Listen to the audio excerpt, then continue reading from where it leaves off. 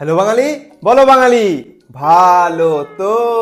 নতুন সেটআপ, নতুন রুম, নতুন জীবন। আর হ্যাঁ, আমার মেয়ে হয়েছে, তোমাদেরকে জানিয়ে দিয়েছি। তোমরা অনেক গুড উইশেস দিয়েছো, অনেক আশীর্বাদ দিয়েছো, তার জন্য অনেক অনেক থ্যাংক ইউ। ভাই তবে সেটআপটা এখনো পুরোপুরি রেডি না, অনেক কিছু কাজ এখনো বাকি আছে।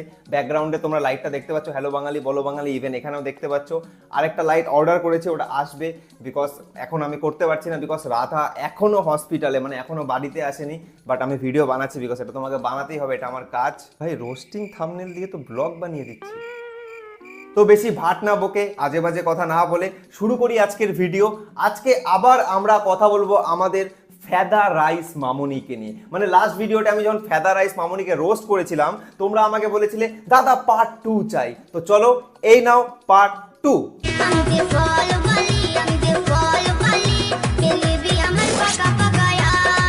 বাহ, গানের কি মিনিং!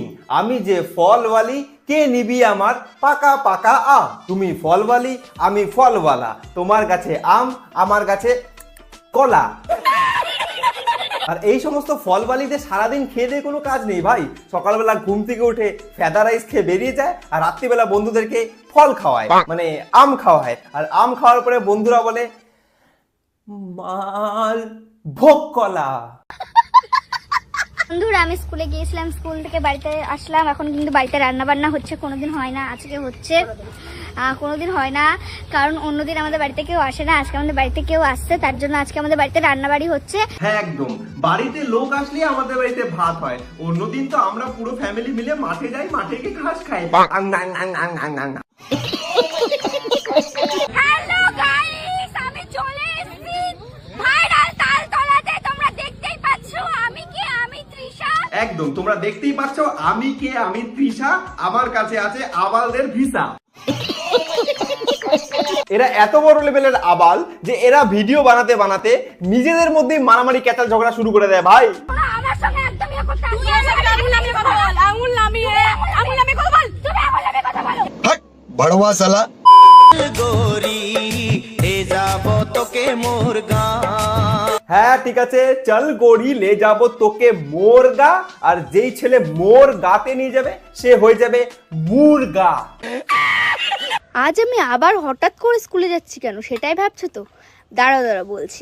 আজ আমার স্কুলে কর্মশিক্ষা পরীক্ষা। কি কি কি কি কি পরীক্ষা? কর্মশিক্ষা পরীক্ষা। স্কুলে গিয়ে দিচ্ছে কর্মশিক্ষা পরীক্ষা, আর বাড়িতে এসে বিকালবেলা ক্যামেরা অন করে ইনস্টাগ্রামে চাচ্ছে পাবলিকের কাছে ফলোয়ারের ভিক্ষা। ওয়াহ, হোয়াট আ এডুকেশন সিস্টেম।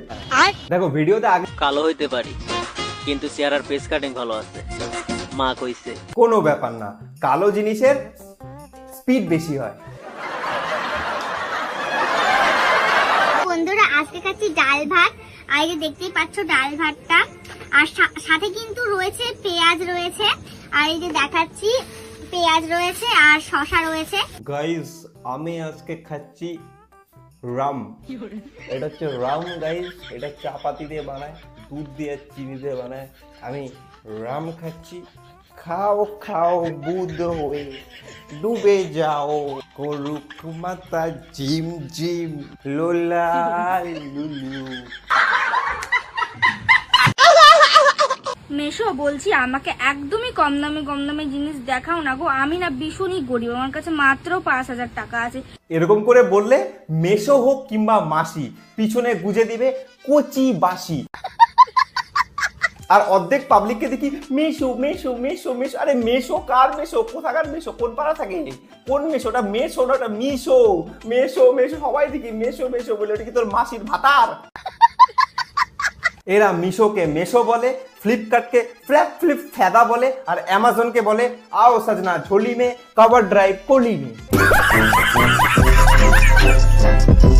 তো গাইস, আজকের ভিডিওটা এখানেই শেষ। কারণ কি তোমরা বুঝতেই পারছো যে আমার বাড়ির কি অবস্থা।